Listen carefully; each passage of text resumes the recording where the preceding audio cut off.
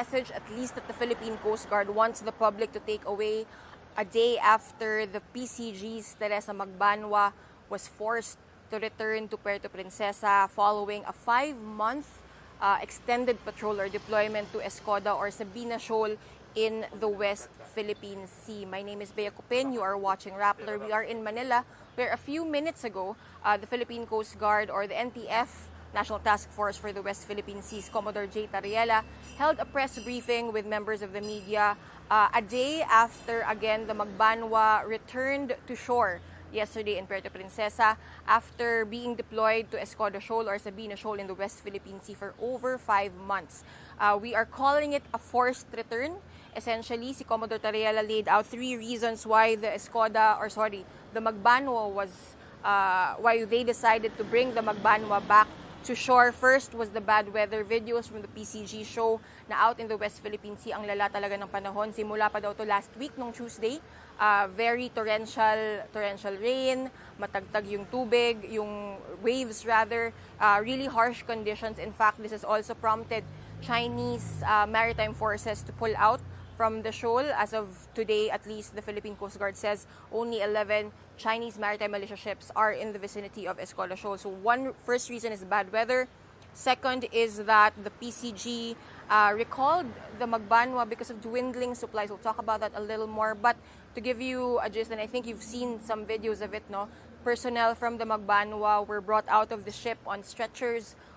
They were na-dextrose sila, may IVs na sila because at least 3 personnel were reported dehydrated after or because of the lack of nutrition and the lack of drinking water inside the ship. At least one of the PCG's personnel also had issues with gout.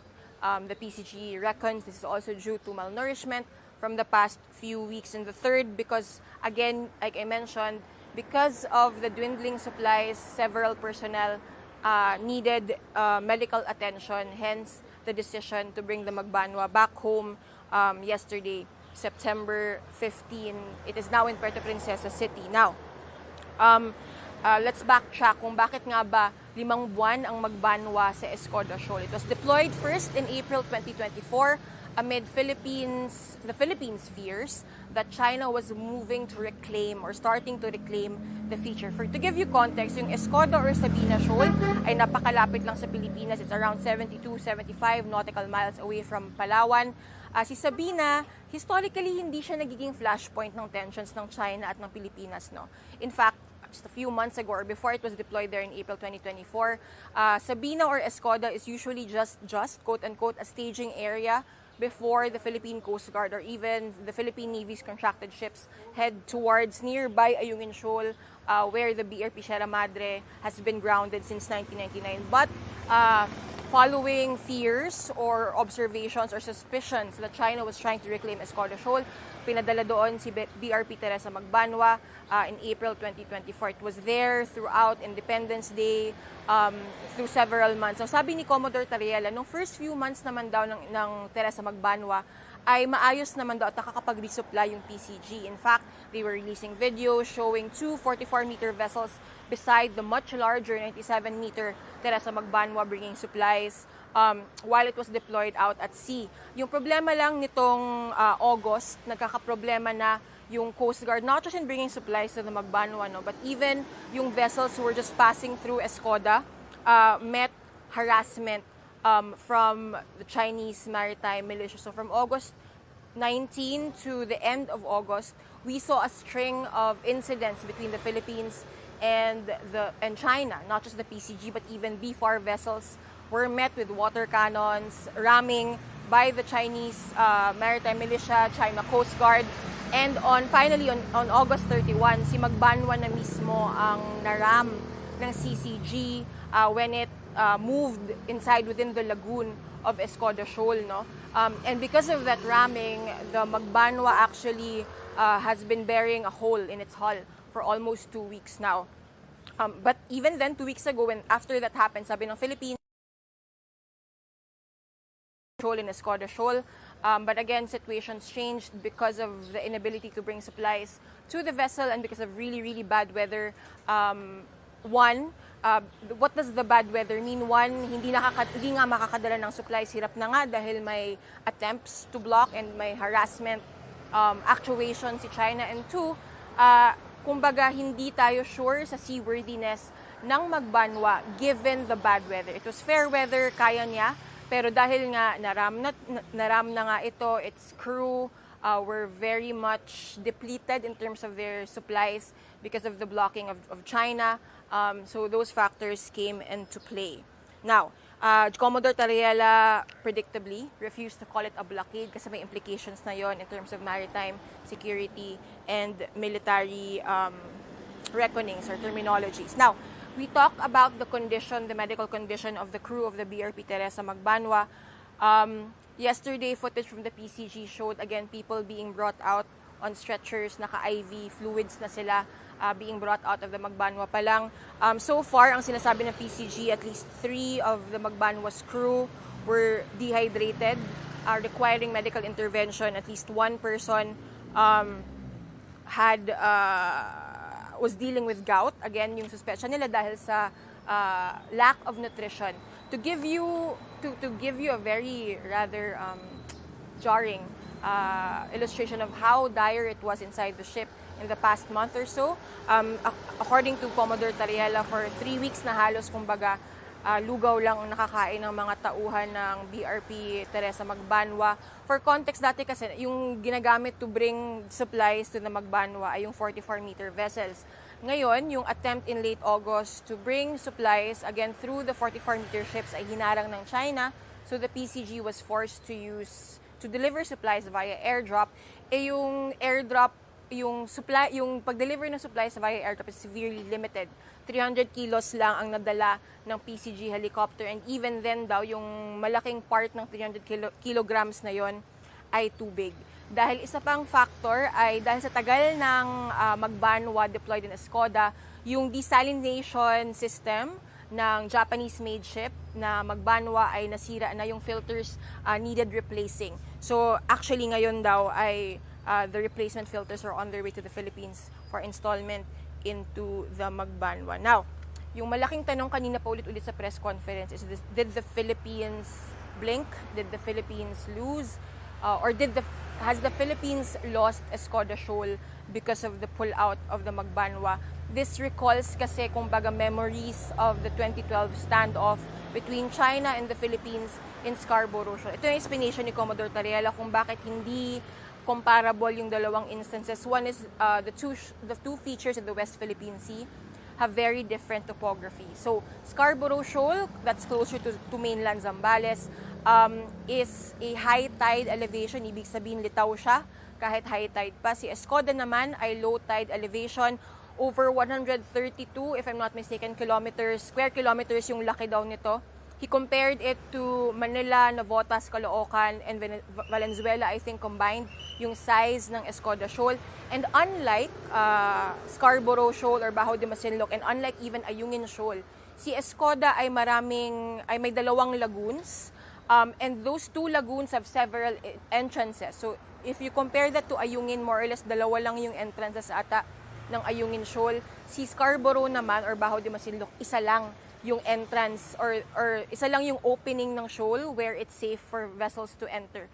So si Escoda, marami daw siyang entrance per lagoon, almost 5 entrances daw.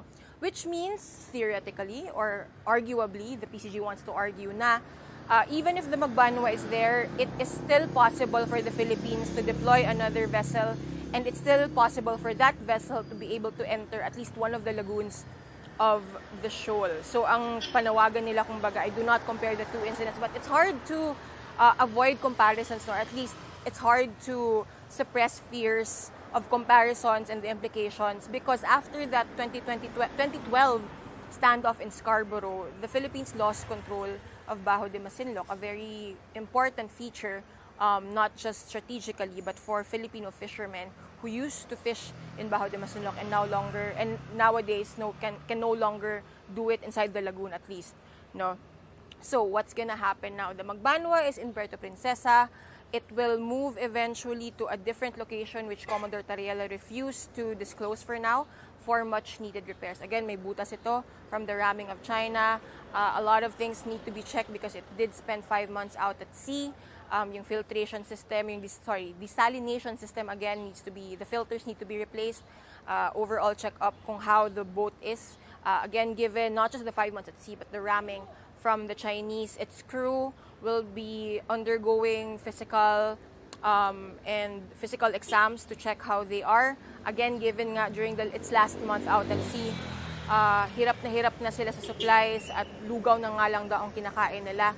Ngayon, ang hina-highlight ni Commodore Tariela is that for the PCG, before the weather turned bad, there was really no intention of pulling the Magbanua out. They really wanted it to stay out at sea. And even its crew daw, reportedly, were committed to stay in Escoda Shoal for as long as possible. But the Philippines has already announced that it does have plans, or it has already deployed another vessel out onto Escoda to, again, the goal here, they say, is for the Philippines to have a presence and for the Philippines to fly its flag over Escoda Shoal. We have no details yet. They refuse to disclose as of now kung nag-deploy na ba, kailan magde-deploy, anong klaseng deployment ang magkakaroon, again, to have another PCG vessel out in Escoda Shoal. As for reclamation fears, ang sinasabi naman ni Commodore Tariela, it takes years to build an island on top of a feature. So sabi niya, siguro naman the Magbanua not being there, or a Philippine Coast Guard vessel not being there for several days or weeks even, will not result in an instant artificial island in Escoda Shoal after that. Now, yung bigger question dito, no, yung parang the chess game, cat and mouse game that China and the Philippines are playing out in the West Philippine Sea. Yung traditional, quote-unquote, na flashpoints for tensions between China, Beijing, and Manila, again, Ayungin Shoal, where a provisional agreement is in place and seems to be working at least for now. Second would be Scarborough Shoal, which China has been controlling since 2012. Another is, of course, Pag-asa Island, but there is a Philippine presence there constantly. The question now is, now that the Magbanua is no longer there, but again, with the Philippines planning to deploy another vessel to the Escoda Shoal, will Escoda continue to be a flashpoint for tensions between the two countries? And the bigger picture nito is, kung sa Scarborough, if we are to compare Scarborough and Escoda, no, yung Scarborough, the Philippines' accusation, at least, is that China did not follow an agreement na the two countries would pull out of Bajo de Masinloc at the same time. So, when the Philippines pulled out, China did not. Ngayon, ang fear dito is, this confrontation in Escoda, yung lead up to the Magbanua's exit was featured a very intense and sometimes, in the words of the Philippines, brutal actions on the part of Chinese maritime forces, no, really blocking attempts to bring supplies to Teresa Magbanua, using its water cannons na mataas yung water pressure, even ramming vessels, damaging Philippine vessels just to stop them from reaching Escoda Shoal or the Magbanua itself, no. So parang the concern here is the willingness, perhaps is the word, of China to amp up its violent actions towards Philippine vessels in the West Philippine Sea. Malacanang, or at least the president himself, has yet to speak on the pull-out of the Magbanua from Escoda Shoal. He has said before, no, or Malacanang has said before, that the Philippines will not abandon Escoda, will not leave Escoda alone. Marcos himself has promised that he would not supervise over any action that would lead to the Philippines leading, not even, he would never allow the Philippines to lose even a square inch of territory. We'll see what happens after this, not just in the PCG or in the maritime domain, no, but even in the areas of diplomacy and politics. We'll see what the Philippines does next. Again, this has been Cupin reporting on the PCG's press conference following the pullout of the Teresa Magbanua from Escoda Shoal. For more details, you can go on to Rappler.com. We do have a story about the Magbanua's pullout yesterday. For more information, or if you want to discuss the implications of the Escoda's or of our pullout from Escoda Shoal, at least for now. You can download the Rappler app and go to the Security and Global Affairs channel, and we can chat there. Thank you so much for watching. Keep it on Rappler.